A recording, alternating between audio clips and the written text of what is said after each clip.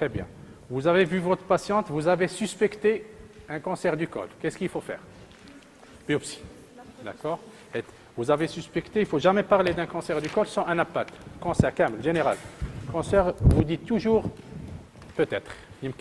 On suspecte. Ou là, comme une preuve histologique. Donc on fait une biopsie. Par la pince à biopsie, elle est très simple. Donc elle est comme ça. Donc ça, c'est un examen qui peut se faire en consultation. Ce n'est pas un examen du bloc opératoire. Généralement, il est peu hémorragique. On fait dans une zone périphérique et on tamponne après en essayant de faire une hémostase mécanique. Vous avez votre diagnostic. Qu'est-ce qu'on va faire? On va faire un bilan d'extension.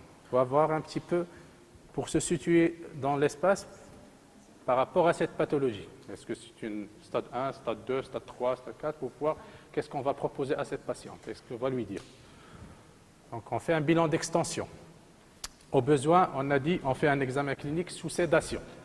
Parce que la patiente, elle est très relâchée, et lorsqu'elle est relâchée, il n'y a pas de douleur, il n'y a pas de résistance pour voir les paramètres s'ils sont atteints ou pas. La taille tumorale, actuellement, le meilleur examen, c'est l'IRM. L'IRM permet de voir, qu'est-ce qu'on cherche? Est-ce qu'on dépasse les 4 cm ou l'inférieur à 4 cm? C'est ça la limite un petit peu chirurgicale. Hein. Les 2A et 2A1, A2 et le 2B. L'extension au-delà du col. Bon, l'échographie, plus ou moins, ça peut nous montrer une extension vers la région isthmique, mais ça nécessite des opérateurs très entraînés. Sinon, c'est l'IRM et la TDM, donc il va parler de la tumeur, l'extension par rapport à la région isthmique et l'extension par rapport aux paramètres. Ça va classer la tumeur. Si on a des signes urinaires ou des signes rectaux, on peut demander une cystoscopie pour voir et pour biopsie. Et la même chose pour la rectoscopie. Et bien sûr, s'il y a une atteinte rénale, bon, soit on demande du V, soit maintenant l'uroscan ou autre chose plus évoluée. L'extension ganglionnaire, c'est surtout la TDM, d'accord, qui étudie mieux les ganglions que l'IRM, quoique l'IRM peut donner une idée sur les ganglions. Certaines équipes utilisent ce qu'on appelle lymphadenectomie sous cellule pour classer. On ne parle pas maintenant de traitement, on parle de classification de la tumeur. Est-ce qu'il y a une atteinte ganglionnaire ou là, est-ce qu'il n'y a pas d'atteinte ganglionnaire pour pouvoir proposer un traitement. Et le bilan à distance, c'est le TAP, le scanner thoraco-abdominopelvien, et à défaut, radiothorax, écho-pulmonaire, mais là, il y a beaucoup de faux négatifs. Donc, il ne faut pas hésiter à demander un scanner thoraco-abdominal, parce que dans pratiquement 30% des cas, on peut passer à côté de métastases pulmonaires. Bien sûr, un bilan biologique, bilan préopératoire, pour voir un petit peu l'opérabilité, s'il y a des tares, s'il est diabétique, s'il est hypertendu ou autre. Et à moindre degré, les marqueurs tumoraux. Là, je vous ai parlé pour savoir que ça existe, mais en pratique, on le demande rarement. Mais c'est pas le cancer de l'ovaire ou le cancer du sein. Non, là, ça existe. S'il est positif, ça va permettre de suivre le traitement. Les marqueurs tumoraux ne posent pas le diagnostic. Ils permettent de suivre l'évolution. Parfait. Donc, vous avez votre patiente, vous avez fait le diagnostic, vous avez fait votre bilan d'extension. Le but, c'est de classer. Donc, la classification, donc, il y a le TS et le carcinome in situ. Un excellent, il est local. Le diagnostic, il est surtout par le frottis, colposcopie, biopsie. Le stade 1, c'est un carcinome limité au col. 2, au-delà de l'utérus, au-delà du col de l'utérus, avec atteinte soit du vagin, soit des parois. Donc, sans atteinte du tiers inférieur du vagin, sans atteinte de la paroi dans sa totalité. Le T3, c'est une tumeur qui s'étend au tiers inférieur du vagin ou bien à la paroi pelvienne ou bien un rein muet. Et le stade T4, c'est une atteinte à distance. Là, on ne va pas vous demander de retenir par cœur les classifications. Ça existe sur les livres, ça existe sur Internet. Mais l'essentiel de savoir que ça existe, ferme la porte là. Et c'est très important pour la conduite à tenir. Très important, d'accord? Parce que c'est des protocoles qui sont faits, on ne doit pas sortir du protocole. Donc voilà la classification en détail pour ceux qui la veulent, on peut leur donner. Et là, c'est en détail, il a été revisité en 2009, d'accord? Donc là, vous pouvez parler le stade 1, le stade 1 A1 et 1 A2. Donc vous voyez, c'est une différence de millimètres. Mais dans la conduite à tenir, il est très importante pour nous. Ça veut dire, lorsque vous demandez, par exemple, vous faites une conisation ou une biopsie, vous allez obligatoirement demander à la napate de vous donner les chiffres. Parce que la conduite, elle est variable. Surtout si on est devant une femme jeune qui désire des enfants, il y a des conduites particulières. Donc le stade 1 Wahada, d'accord. Le 1B il est un petit peu plus grand que le 1A. Donc le stade 2B, c'est une atteinte du paramètre sans atteinte de la paroi. Le stade 2A, c'est une atteinte du tiers supérieur du vagin. Le stade 3A, c'est une atteinte de tout le vagin. Stade 3B, c'est une atteinte de tout le paramètre jusqu'à la paroi. Et le stade 4, c'est une extension locale. Le stade 4B, c'est une extension à distance. Les formes cliniques. Donc, qu'est-ce qu'il y a comme forme clinique? Les formes qui sont asymptomatiques. Et là, on cherche à dépister les formes, parce que le pronostic il est extraordinaire par un geste simple. Geste simple, soit conisation, soit hystérectomie simple, on peut dire à la patiente que, alhamdoulilah, tout va bien. Il y a les formes infiltrantes, qui sont un petit peu de mauvais pronostic, parce qu'il y a une atteinte urétérale, d'accord, rapide. Et bien sûr, des fois, il y a un cancer du col associé à la grossesse. Dans les recommandations, par exemple, lorsqu'on voit des femmes, il y a des femmes qui n'ont l'occasion de voir un médecin que lorsqu'ils sont enceintes. Lorsqu'on est devant une femme premier trimestre qui n'a pas fait un frottis auparavant, dans l'année ou là dans les 3 ans qui précèdent, on doit demander un frottis. On doit mettre un spéculum. Si on trouve un problème cervical, on fait ce qu'il y a à faire. D'accord? Là, c'est une conduite particulière, soit le premier trimestre, soit le deuxième trimestre, soit le troisième trimestre.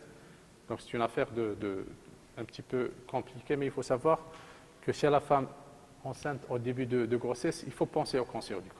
Parce que c'est une femme qui va accoucher, après, probablement, il ne va pas voir le médecin, la grossesse jaillit, c'est elle tombe enceinte. D'accord? Donc, le diagnostic différentiel, donc vous pouvez avoir un col rouge, inflammatoire. Donc, il peut s'agir d'une infection ou d'une cervicite. On peut avoir un polype du col. Le polype du col, il peut être bénin, sans problème, d'accord? On peut avoir un fibrome accouché par le col. Il ne faut pas parler de cancer dès qu'on a le diagnostic. Là, c'est une patiente qu'on avait reçue. Lorsqu'on voit ça, on est très dérangé, d'accord? Là, on pense à un sarcome, plus qu'autre chose. Mais on a fait, vous voyez, dès qu'on enlève ça, on a un col normal. Et ça, c'était un fibrome. Donc, alhamdoulilah. Donc, il ne faut pas affoler les patientes. Il faut faire ce qu'il y a à faire. C'est un diagnostic différentiel. La stratégie. Toujours, lorsqu'on est devant un cancer, on ne prend jamais la décision seul. On ne prend pas la décision seul. Parce que les enjeux sont trop grands. Il faut minimiser la marge d'erreur. Et plus on est nombreux, plus la marge d'erreur est minime. Donc ça se décide au niveau d'une RCP. Ça veut dire qu'il y a un cancer, quand on dit la réunion d'Yalna, soit tous les semaines, soit tous les 15 jours, et on décide. Puis il y a les intervenants. Lorsqu'on parle du cancer du col, il y a le gynécologue, il y a le radiologue, il y a l'anapathe, il y a le radiothérapeute, il y a l'oncologue médical, des fois il y a le généticien, des fois il y a le psychothérapeute. Lorsqu'il y a une grossesse, il y a le pédiatre. On appelle les gens en fonction des cas. Mais c'est une décision qui se prend en RCP. RCP, il y a la réunion de concertation pluridisciplinaire. Le staff. C'est le RCP où probablement dans l'avenir, aucun malade d'oncologie ne va être traité par une personne. On les traite en groupe. D'accord? Donc il y a la chirurgie. La chirurgie, où je nous fais. On va du plus simple au plus compliqué. D'accord? Il y a la conisation. La conisation, qu'est-ce que ça veut dire? Qu'est-ce que ça veut dire conisation? Mais j'ai conisation. J'aime con. Ça veut dire on va enlever une petite partie conique au niveau du col. Donc, il est réservé les stades débutants. D'accord? Car sinon, in situ, SIN 3, c'est-à-dire un traitement local, on la réserve chez les patientes qui désirent une grossesse. Patiente jeune, qui n'a pas d'enfant, l'un d'un seul enfant, et elle a la chance de dépister le cancer ou la lésion précancéreuse très tôt. On peut faire une conisation, c'est un geste qui se fait en ambulatoire, hospitalisation 2 jours. Ça se fait soit au bistouri froid, une technique, soit à l'anse diathermique. Donc, avec la pièce de conisation, on a une étude histologique, on est sûr qu'on n'est pas sur un invasif. Et le problème est réglé. D'accord? Ces lésions se font très tôt la pathologie. Il y a ce qu'on appelle, pour vous, il faut savoir qu'il y a ce qu'on appelle la trachélectomie. Trachélectomie, c'est une amputation du col. Ça se fait rarement, mais il faut savoir que ça existe. On a les moyens. Conisation, trachélectomie, d'accord? Ça se fait rarement, c'est des indications bien spécifiques et techniquement, ce n'est pas très facile. Et après, qu'est-ce qu'il y a? Il y a l'hystérectomie. L'hystérectomie totale ou l'internexiale extrafaciale.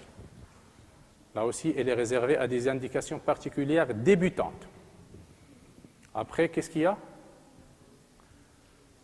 Il y a la colpohystérectomie élargie, ou là, l'intervention de Wertheim. Qu'est-ce qu'on fait? On enlève l'utérus avec les paramètres, ou une partie des paramètres, avec une collerette vaginale.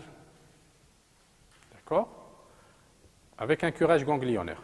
Donc, c'est le standard, les cancers du col chirurgicaux. Et il y a bien sûr une chirurgie lourde. Lorsqu'on n'a pas d'autre chose à présenter, ou là, lorsque le staff décide, ou là, on juge que c'est plus bénéfique à la patiente de faire une chirurgie plus radicale. Donc, il y a la pelvictomie antérieure, ou la postérieure, ou la totale, mais c'est des gestes lourds qui se font dans des équipes pluridisciplinaires après décision collégiale. Le standard, c'est la colpohystérectomie élargie. Il y a la radiothérapie, d'accord, soit externe, soit curéthérapie utérovaginale. Il y a la chimiothérapie qui peuvent être utilisées soit seules, soit associées à une radiochimiothérapie. Ça s'appelle comment? La RCC, ou la radiochimiothérapie. Lorsqu'on est devant des cancers du col un petit peu évolués, ou là qui dépassent les 4 cm, on décide de faire une RCC concomitante, une radiochimiothérapie. En même temps, ça donne généralement de bons résultats.